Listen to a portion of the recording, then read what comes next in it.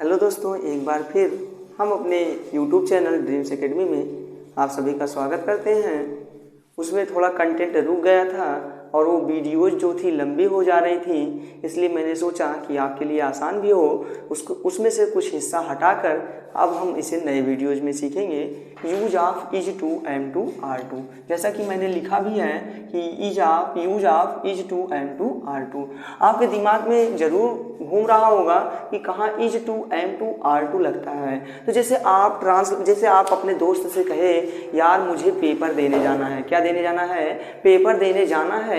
और जैसे आप फिर मान लीजिए मौसी के यहाँ गए तो मुझे मम्मी से कहे आप मुझे मम्मी घर जाना है, तो आप मेरे सेंस को समझ रहे होंगे कि ट्रांसलेशन में ना है शब्द बोल रहे हैं। कौन सा शब्द बोल रहे हैं भैया? ना है शब्द। तो यही हमारी सबसे बड़ी पहचान होगी। अगर इसकी पहचान कैसे करोगे ट्रांसलेशन में, तो आप समझ जाइए कि अगर वाक्य के अंत में या वाक्य की क्रिया के अंत में, किसके अंत में भैया? क्रिया के अंत में। किसके अंत में? क्रिया के अंत में ना है, क्या पढ़ना है? वैसे ना है, नी है आता है, तो आप तुरंत समझ जाइएगा आता है, तो वहाँ is to am to are to का प्रयोग करते हैं।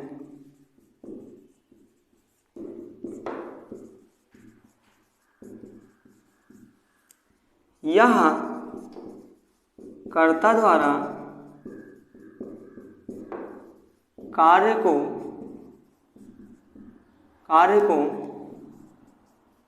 तुरंत करने के लिए प्रेरित करता है। यह कर्ता द्वारा कार्य को तुरंत करने के लिए प्रेरित करता है। यही सबसे बड़ी इसकी पहचान है। आप समझ गए होंगे कि is to am to are to कहाँ लगेगा। तो आप निधड़क हो गए, इतना जानिए कि जब अंत में ना है, नी है आता है और ने भी आता है, तो आप वहाँ is to am to are to का प्रयोग करेंगे। और एक बात बता दूं कि जब टू शब्द आता है, कौन सा शब्द आता है? टू शब्द आता है, तो उसके तुरंत पश्चात अधिकांश ट्रांसलेशन में वर्ब की फर्स्ट फॉर्म लगती है। क्या लगती है भैया? वर्ब की फर्स्ट फॉर्म लगती है। तो यहीं से हम लोग स्ट्रक्चर देखेंगे। जैसा कि आप लोगों को ये पता होगा कि इज कहाँ लगता है, तो इसका जवाब आपको मिल गया होगा। इज एम आर का जवाब आपको मिल गया होगा, क्योंकि पिछली वीडियोज में अभी जस्ट हम लोग सीख के आए कि कहाँ इज लगता है, कहाँ एम लगता है और कहाँ आर लगता है। चलिए हम इसकी डायरेक्ट स्ट्रक्चर लिखते हैं। सबसे पहले सब्जेक्ट लिखेंगे, फिर लिखेंगे इज एम आर। क्या लिखेंगे भैया? इज एम आर और +2 लगाओगे, फिर वर्ब की फर्स्ट फॉर्म लिखोगे, फिर लिखोगे ऑब्जेक्ट और फिर लिखोगे, क्या लिखोगे भैया? ऑब्जेक्ट। फिर अदर मटेरियल होंगे तो आप उन्हें लिख दोगे।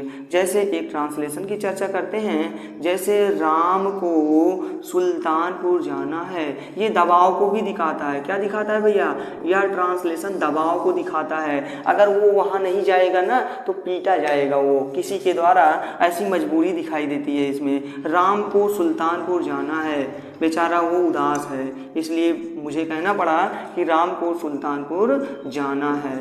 अब वो चाहे जैसे जाए लेकिन उसे जाना है।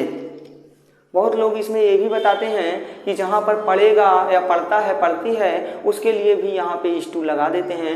मेरे ख्याल से ये उचित नहीं होगा। वहाँ पे मैं अगली वीडियोज में चर्चा करूँगा कहाँ पे है, कहाँ पे पढ़ता है, पढ़ती है के लिए कौन सा ट्रांसलेशन एलिजिबल होगा और उसकी इंग्लिश कैसे वहाँ पे बनाएंगे। तो यहाँ पे राम को सुल्तानपुर जाना है भैया, तो राम लिखेंगे। अब बताइए राम एक वचन है कि बहुवचन है? तो आप कहोगे सर एक वचन है। क्यों एक वचन है? क्यों बताओगे? क्योंकि ये सर एक नाम है और जब दुनिया के एक कोई भी नाम होते हैं तो वो हमेशा एक वचन करता होते हैं। तो राम के तुरंत पश्चात आप लगाओगे इज, और इज के तुरंत पश्चात लगाओगे क्या? टू लगाओगे। और क्रिया क्या है? जाना है, तो जाना का अंग्रेजी क्या लगाओगे? गो। और याद किए रहना भैया, गो क्रिया के साथ हमेशा स्थान की बात करता है, और जब भी स्थान की बात करता है तो उसके तुरंत पश्चात टू लगता है। क्या लगता है? टू लगता है। और कहाँ जा रहा है? सुल्तानपुर जा रहा है, और सुल्तानपुर का पहला लेटर हम कैपिटल लेटर में लिखेंगे, क्योंकि ये किसी स्थान को इंडिकेट कर रहा है। किसको इंडिकेट कर रहा है? स्थान को इंडिकेट कर रहा है। चलिए हम आगे देखते हैं। जैसे आ गया मम्मी को रोटियां सेकनी है, मम्मी को रोटियां सेकनी है, वैसे मम्मी एक वचन है, रोटियां सेकनी है, तो यहाँ सेकना का अंग्रेजी क्या लगाओगे, मजबूरी है, नहीं तो बच्चे खाएंगे नहीं तो बच्चों को क्या करना पड़ेगा, खुद बनाना पड़ेगा, इसलिए यहाँ पर सेकना का अंग्रेजी बेक लगेगी। क्या लगेगी भैया, बेक लगेगी। तो मम्मी का अंग्रेजी क्या लिखोगे, मदर लिखोगे, और मदर के साथ क्या लगाओगे, इज लगाओगे, और इज के तुरंत पश्चात लिखोगे टू, और सेकना का अंग्रेजी क्या लगाओगे लाल, बेक लगाओगे। और क्या सेक रही हैं, तो रोटियां सेक रही हैं, इसके लिए चाहे चपाती लगाओ या चाहे रोटीज लगाओ, क्या लगाओ, रोटीज लगाओ, दोनों आपका सही माना जाएगा। जैसे पिताजी को मंदिर जाना है, तो मंदिर पहुंचना है, मंदिर जाना है देख लेते हैं, तो ट्रांसलेशन आप कैसे बनाओगे, तो पिताजी एक हैं, तो पिताजी का अंग्रेजी क्या लगाओगे, फादर लगाओगे, और फादर के साथ क्या लगाओगे, इज टू लगाओगे, और इज टू के तुरंत पश्चात क्या लगाओगे, क्रिया, और क्रिया है क्या, जाना, तो जाना का अंग्रेजी क्या लगाओगे, गो, और कहाँ जा रहा है, वो मंदिर जा रहे हैं, तो मंदिर की अंग्रेजी क्या होती है, टेम्पल होती है, वैसे मंदिर की अंग्रेजी क्या होती है, मास्क्यू होती है, क्या होती है, मास्क्यू होती है। हमारे ख्याल से इज टू का प्रयोग आपको क्लियर हो गया होगा। चलिए थोड़ी चर्चा और आगे बढ़ाते हैं। ट्रांसलेशन मान लीजिए जब क्या से शुरू हो, तो सर ने बताया था ट्रांसलेशन अगर क्या से शुरू होता है तो आप तुरंत समझ जाइए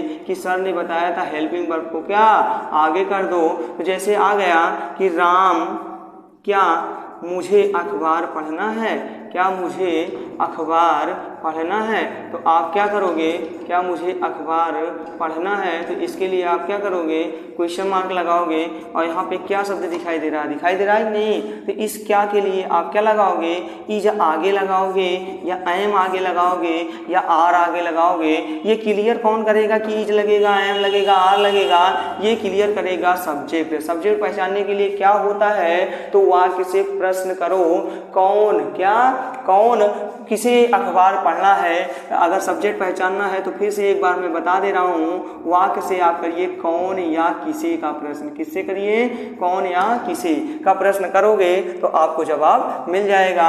इज के तुरंत पश्चात यहाँ पे इज नहीं लगेगा क्योंकि यहाँ मुझे इंडिकेट कर रहा है। वैसे मुझे का अंग्रेजी यहाँ पे आपको लग रहा होगा मी होगा, लेकिन एक बात बताएं, जब ये सब्जेक्ट के रूप में आता है तो वहाँ मुझे की अंग्रेजी मी नहीं लगती है, वहाँ मुझे की अंग्रेजी क्या लगने लगती है, आई लगने लगती है। तो मैंने बताया था आई के साथ एम लगता है, तो यहाँ भी एम लगेगा, एम आई। और पढ़ना के लिए यहाँ पे एम आई तुरंत पश्चात टू लगाओगे, और पढ़ना का अंग्रेजी क्या लिखोगे, रीड लिखोगे। और ये क्या पढ़ने जा रहा है, न्यूज़पेपर पढ़ने जा रहा है, इसलिए यहाँ न्यूज़पेपर लिख दोगे। कोई डाउट नहीं है। इसकी स्ट्रक्चर भी देख लेते हैं एक बार, क्या स्ट्रक्चर देखते हैं। तो सबसे पहले आप क्या लिखोगे, इज एम आर को आगे करोगे, किसको आगे करोगे, इज एम आर को आगे करोगे, और उसके तुरंत पश्चात आप सब्जेक्ट लिखोगे, उसके तुरंत पश्चात आप टू लगाओगे, क्या लगाओगे, टू लगाओगे, फिर वर्ब की फर्स्ट फॉर्म लिखोगे, फिर लिखोगे ऑब्जेक्ट। अगर अदर मटेरियल है भैया तो अदर लिख दोगे, नहीं तो ऐसे क्वेश्चंस बना के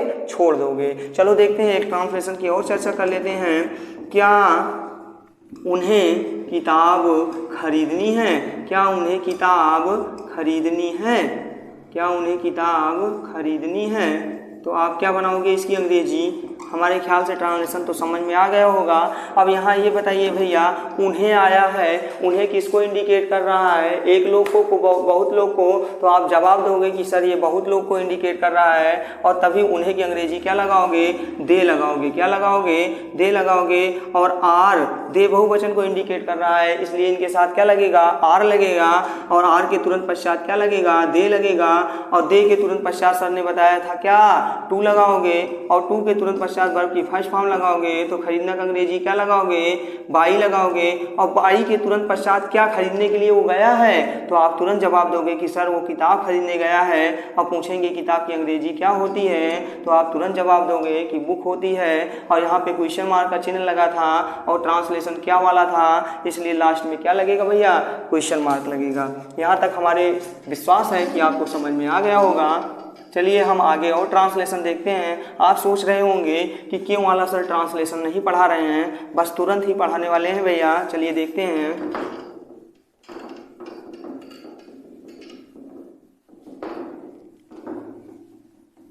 बंद है।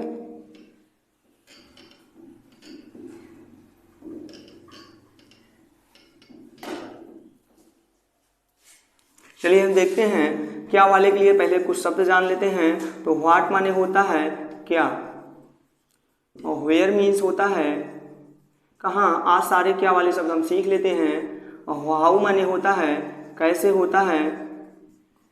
चलिए भैया देखते हैं। उसके बाद हाउ मच माने कितना होता है, हाउ मच माने कितना होता है।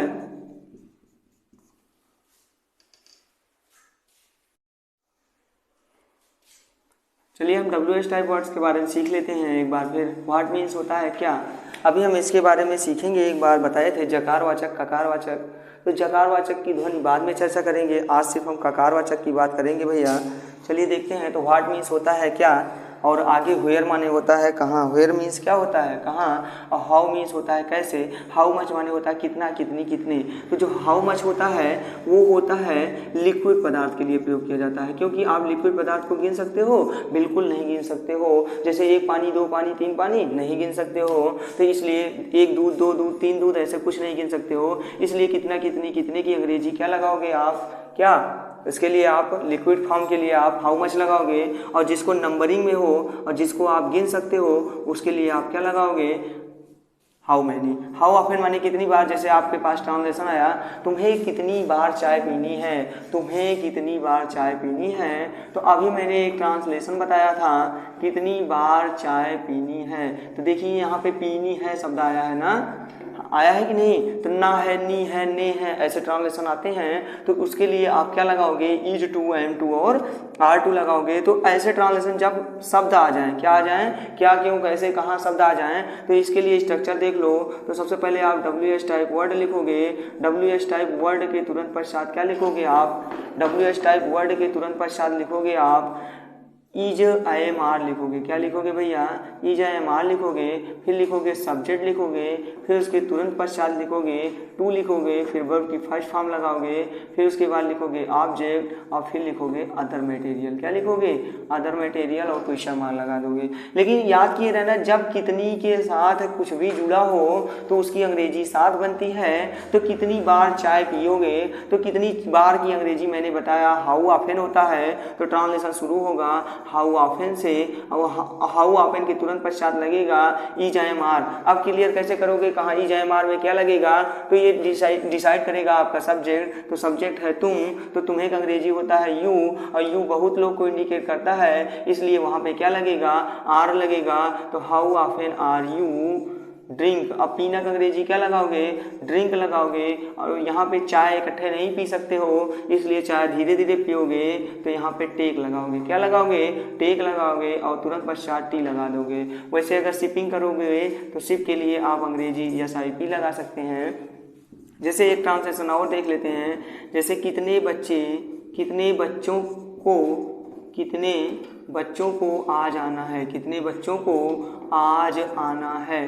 तो इसकी अंग्रेजी बनाना है तो कभी भी कितना कितनी के साथ, मैंने अभी एक शब्द बताया था कि अगर उसमें कुछ भी कंटेंट जुड़ा होता है तो आप तुरंत उसकी अंग्रेजी साथ साथ बनाओगे।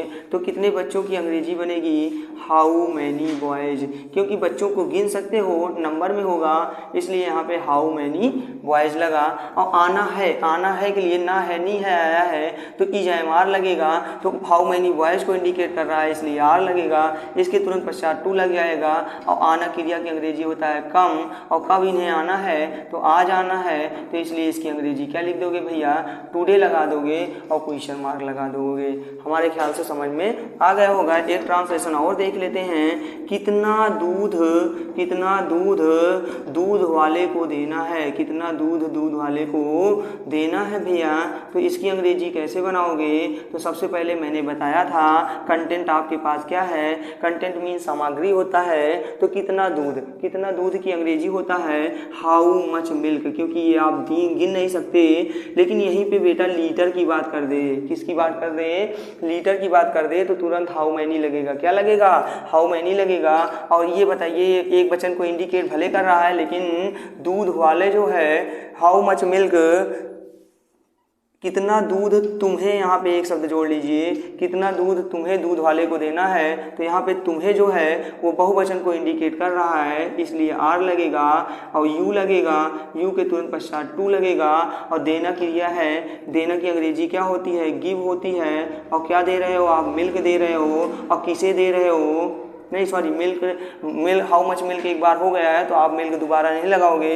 गिव और टू किसको दे रहे हो, मिल्क मैन को दे रहे हो, इसलिए तुरंत मिल्क मैन लगा दोगे और लास्ट में क्वेश्चन मार्क लगा दोगे। हमारे ख्याल से आपको समझ में आ गया होगा। एक ट्रांसलेशन और देख लेते हैं, बस आज के लिए फिर इतना ही रहेगा मटेरियल। चलिए देखते हैं एक ट्रांसलेशन। वहाँ उसे किसको पढ़ाना है, उसे किसको पढ़ाना है। तो यहाँ पे whom शब्द आया है, किसको का अंग्रेजी मैंने लिखाया है, यहाँ पे लिखाए हैं, ध्यान से देखिए।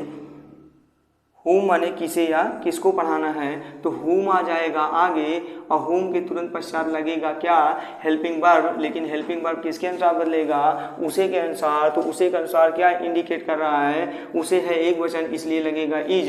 तो whom के तुरंत पश्चात इज लगेगा और वहाँ ही लगेगा। और पढ़ाना है तो पढ़ाना का अंग्रेजी टीच हो जाएगी और क्वेश्चन मार्क का चिन्ह लग जाएगा।